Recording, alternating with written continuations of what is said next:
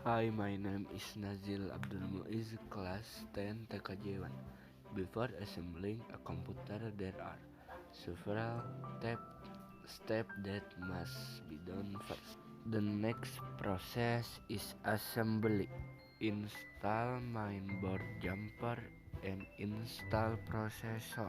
Install processor fan and don't forget to attach the cable and install memory.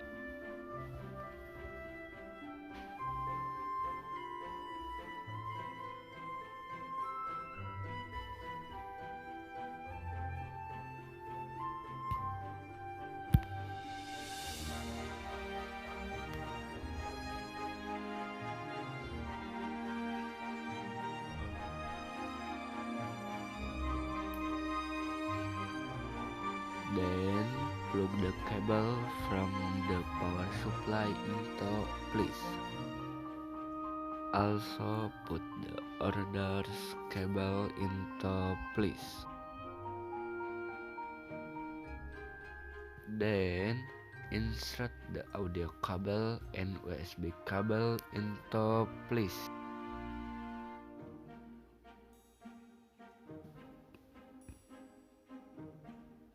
Plug the hard drive cable into the motherboard.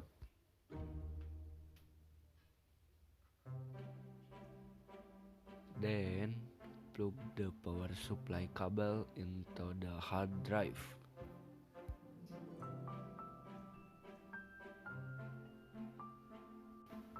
Install panel kabel.